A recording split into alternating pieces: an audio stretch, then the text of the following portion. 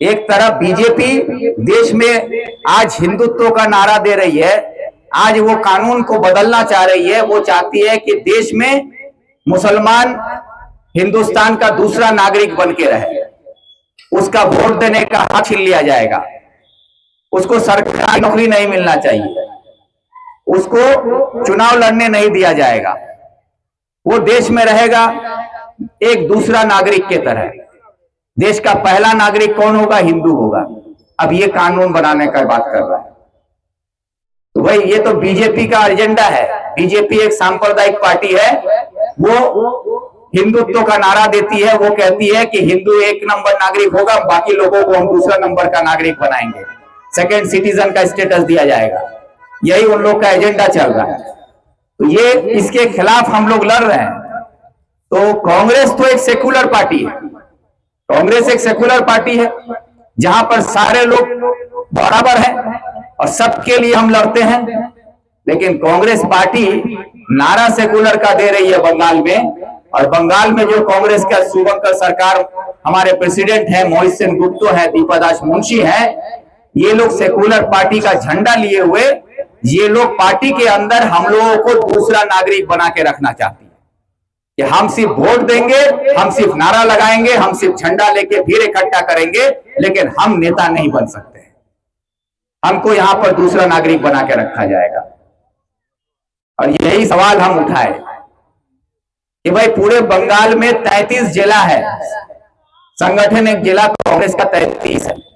इस बार 294 सीट में चुनाव कांग्रेस को मिला है 1.5% वोट, 19 लाख वोट तकरीबन कांग्रेस को मिला है पूरे बंगाल में।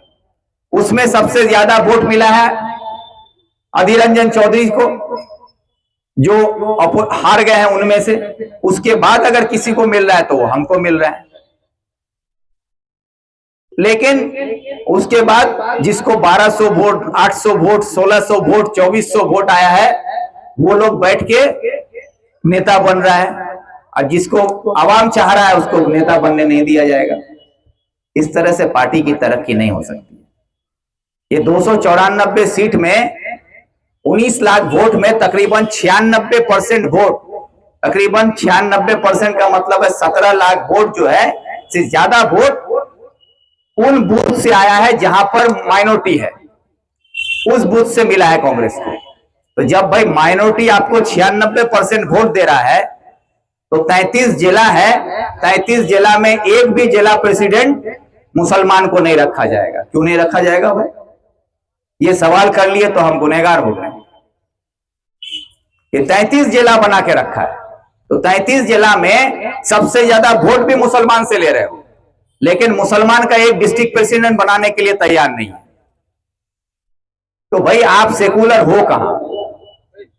सेकुलर हो तो सेकुलर की तरह से सबको लेके चलो। हमारा हिंदू भाई भी होगा, मुसलमान भी होगा, अगर दलित है तो दलित भी होगा, आदिवासी है तो आदिवासी भी होगा, शेड्यूल कास्ट है तो शेड्यूल कास्ट को भी होगा, सबको लेके चलना होगा। लेकिन नहीं, यहां भी वही बीजेपी वाला फॉर्मूला चलेगा।